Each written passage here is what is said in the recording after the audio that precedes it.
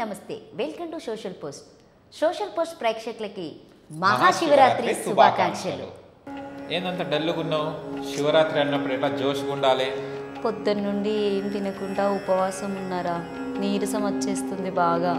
అసలు శివరాత్రి ఉపవాసం అంటే ఇంత కఠినంగా ఉంటారా? నీళ్లు తాగకుండా ఉంటారా? ఎవరు చెప్పారు ఇట్లా ఉండమని నీకు అసలు ఉపవాసం అంటే తెలుసా? నాకు మాత్రం చాలా చక్కగా తెలుసు.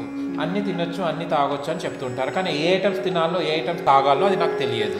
సో ఉపవాసం అంటే మన అమ్మమ్మ వాళ్ళు ఏం చెప్పారంటే అప్పుడున్నటువంటి అప్పటి కాలం నుండి ఇప్పటి వరకు ఏంటంటే శివుడి అనుగ్రహం మనకు కలగాలంటే కొంతమంది కఠినంగానే ఉంటారు, అంటే నీళ్లు కూడా తాగకుండా ఉంటారు. నేనైతే నీళ్ళు మాత్రం తాగిన. కానీ ఇప్పుడున్నటువంటి జనరేషన్లో అందరు ఏంటంటే కఠినంగా ఉండకుండా కనీసము పాలైనా పండ్లైనా తినొచ్చు. ఇలా ఉపవాసాన్ని వాళ్ళు కంటిన్యూ చేసుకోవచ్చు. మరీ కఠినంగానే ఉండడం వల్ల వాళ్ళకి శివుని అనుగ్రహము లభిస్తుందని చెప్పేసి ఎవరు అనుకోవద్దు. మీరు పాలు పండ్లు తినడం వల్ల కూడా మహాశివరాత్రి సందర్భంగా మీ అందరికీ శివ దర్శనం మనస్ఫూర్తిగా కలుగుతుంది. కాబట్టి మీరందరూ కనీసం మీ శరీరానికి కావలసినంత ఎంతైతే అవసరం పడుతుందో దాన్ని మీరు తినండి. కఠినంగా మాత్రం ఉపవాసాలు చేయకండి. ఎందుకంటే చాలా వరకు చూస్తే కనుక పెద్దవాళ్ళు ఇది చాలా నియమంగా కఠినంగా పాటిస్తుంటారు. ఎందుకంటే వాళ్ళు బీపీఓ షుగర్ పేషెంట్స్ కూడా ఉంటుంటారు. వాళ్ళకి ఉపవాసం అంటే చాలా ఇబ్బంది కలుగుతుంది.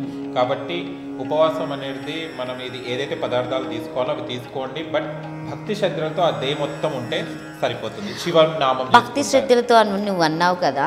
సో నియమ నిబంధనలు కూడా ఎలా పాటించాలంటే ఇప్పుడు ఏంటంటే అందరూ ఫోన్ పట్టేసుకొని నార్మల్గా జనరల్గా చూసుకుంటూ ఉంటారు. అది కూడా ఎలాంటి నియమ నిబంధనలు పాటించాలంటే ఈరోజు మహాశివరాత్రి సందర్భంగా మీరు సోషల్ పోస్ట్ యూజ్ చేసే వాళ్ళందరూ ఎవరైనా కావచ్చు, దేవుడికి సంబంధించినటువంటి పాటలైనా కావచ్చు, శివుడికి సంబంధించినటువంటి ఆయన జన్మానికి సంబంధించినటువంటి చరిత్ర అయినా మీరు తీసుకొని చదివితే బాగుంటుంది. అలా అయినా మీరు దేవుడిది స్టోరీస్ కానివ్వండి, దేవుడి గురించి శ్లోకాలు కానివ్వండి, ఇవన్నీ మంచి పుస్తకాలు కూడా చదవడం వల్ల మీరు దేవుడి అనుగ్రహం పొందొచ్చు. అట్లా అని చెప్పేసి ఈరోజు మొత్తం జాగారంలోనే మీరు ఫోన్లో నిమగ్నం అయితే మీకు దర్శనం అనేది కూడా కలగదని నేను అనుకుంటున్నా. మరి నువ్వేం మార్నింగ్ నుండి నువ్వేం చూసావు దేవుడికి సంబంధించిన పాటలు? స్నానం చేశాను, శివుడి గుడికి వెళ్ళేసి మొక్కుకున్నాను. అండ్ ఇప్పటి వరకు కూడా నువ్వన్నా నీళ్ళు తాగా, కానీ నేను ఇప్పటి వరకు అయితే నిజంగా చెప్తున్నాను ఏమీ తినలేదు, ఏమీ తాగలేదు, కూర్చున్నాను. బట్ ఇప్పటి వరకు అయితే గుడ్, చాలా హ్యాపీగా ఉన్నాను. అండ్ చాలా వరకు శివుని పాటలు ఏవైతే ఉన్నాయో వినుకుంటా కూర్చున్నాను. అండ్ ఇంకో విషయం ఏంటంటే సమ్మర్ చాలా వరకు మనకు దాహం అవుతుంటుంది చాలా వరకు. కాకపోతే మనం ఏం చేసే పనులు ఏందో అవి చూసుకుంటూ మనం దాన్ని జాగ్రత్త వహిస్తూ మీకు ఎక్కడైనా కఠినంగా మీకు ఎక్కడైనా ఆహారం మీకు కావాలన్నప్పుడు పళ్ళ రూపంలో ఫ్రూట్స్ లేకుంటే మిల్క్ రూపంలో తీసుకుంటే మీకు బాడీ కొంచెం స్టెమినా ఉంటుంది. మజ్జిగ అయినా తీసుకుంటే బాగుంటుంది. ఎందుకంటే ఇప్పుడు ఎండాకాలం స్టార్ట్ అయింది కాబట్టి ఇంట్లో ఉన్న వాళ్ళు బయట ఉన్న వాళ్ళైనా కూడా అంత కఠినంగా పాటించవలసిన అవసరం ఏం లేదు. మీరు ఇలాంటి నియమాలు కూడా పాటించవచ్చు. అండ్ ఇంకో విషయం ఏంటంటే గుడికి వెళ్తుంటారు, చాలా వరకు టెంపుల్ దర్శనం చేసుకుంటుంటారు, అభిషేకాలు చేస్తుంటారు. ఇలాంటి వాళ్ళకు కూడా చాలా మన శివుడు అనుగ్రహం కలుగుతుంది. అండ్ చాలా వరకు చూస్తే వాళ్ళ టెంపుల్లో ఎంత రష్ తెలుసా? చాలా, అసలు నేనైతే క్యూలో నిలబడి మరీ దేవుడికి దండం పెట్టుకొని వచ్చా. చాలా వరకు క్యూలో ఉన్నాయి. ఇవాళ శివుడి గుడులు అన్ని ఫుల్గా భక్తులతో ఉన్నాడు. ఇవాళ మన దేవుడు మొత్తం బిజీ అయిపోయాడు మనకు ఆశీర్వదించడానికి. సో ఇంకొకటి ఏంటంటే తమ్ముడు, నార్మల్గా అందరం ఉపవాసం ఎలా చేయాలనేది మాత్రమే తెలుసు. అసలు ఉపవాసం ఎలా వదలాలో తెలుసా? అవును, ఇది మాత్రం తెలియదు. నేనే అడుగుదాం అనుకున్నాను, ఎలా వదలాలి? ఉపవాసం ఏంటంటే ఇప్పుడు నార్మల్గా జనరల్గా మనం ఈరోజు మొత్తం దేవుడికి మొక్కడము, టెంపుల్స్కి వెళ్ళడము, ఇంటికి రావడము, మళ్ళీ మనము పులిహోర అని చెప్పేసి దేవుడికి కావాల్సినటువంటి అన్ని నైవేద్యాలు చేసి పెట్టి, సో దేవుడికి ఇంకొకటి ప్రసాదం కూడా పెడతారు, నీకు తెలుసా? చిక్కుడుకాయ కర్రీతోని అన్ని వెజిటేబుల్స్, మిక్సింగ్ వెజిటేబుల్స్ అన్నీ కలిపి శివుడికి నైవేద్యంగా పెడతారు. ఎందుకంటే శివునికి అది బాగా ఇష్టమైనటువంటి ఆహారం కాబట్టి అది కంపల్సరీగా నైవేద్యంగా పెడతారు.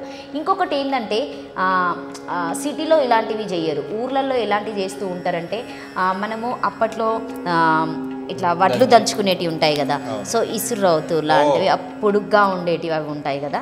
సో వాటి మీద ఏం చేస్తారంటే ఈరోజు వాళ్ళ ఇంటి దగ్గర వాళ్ళ ఇంటి ఎదురుగా దేవుడు ఇంకా మా ఇంట్లోకి రావాలి అని చెప్పేసి మంచిగా ఎర్రమట్టి తీసుకొని దాన్ని దేవుడు గద్దెలాగా పెట్టేసుకొని పసుపు కుంకుమ మంచిగా పెట్టి దాన్ని అందులో ఇలా పాతేసి ఆ కర్రని ఇలా పాతేసుకొని దానికి కూడా నీట్గా పసుపు కుంకుమ గంధము ఫ్లవర్స్ అన్నీ మంచి అలంకరణ చేసి పైన ఏం చేస్తారంటే ఒక చిప్ప తీసుకొని ఆ చిప్పని కూడా చాలా నీట్గా అలంకరణ. చిప్ప అనగానే కొంతమంది నార్మల్గా పెట్టడం కాకుండా పసుపు పెట్టేసి నీట్గా, ఎందుకంటే అది దేవుడికి మనం సమర్పిస్తున్నటువంటి అది కాబట్టి మంచిగా పసుపు కుంకుమ పెట్టుకొని అందులో కొంతమంది 3 వత్తులు వేస్తారు, కొంతమంది 5 వత్తులు వేసుకుంటారు, కొంతమంది 7 వేసుకుంటారు, 11 వత్తులతో కొంతమంది 101 వత్తులు కూడా చేసుకొని పెట్టుకొని ఆ పైన ఆ రోజు ఈ రోజుకి ఏ రోజైతే శివరాత్రి మనము ఈరోజు సాయంత్రం నుండి కొంతమంది పూజలు స్టార్ట్ చేసేవారు దానిపైన పెట్టేసి మళ్ళీ మార్నింగ్ వరకు ఆ దీపాన్ని దేవుడికి అలానే ఉంచేటట్టుగా చూసుకుంటా ఆరనివ్వకుండా చాలా జాగ్రత్తగా కాపాడుకుంటుంటారు. తర్వాత నెక్స్ట్ డే మళ్ళీ ఆ దీపాన్ని తీసుకొని వాళ్ళు అక్కడ పెట్టుకొని మళ్ళీ పూజ చేసుకొని అప్పుడు ఉపవాసం అనేది వదులుతారు.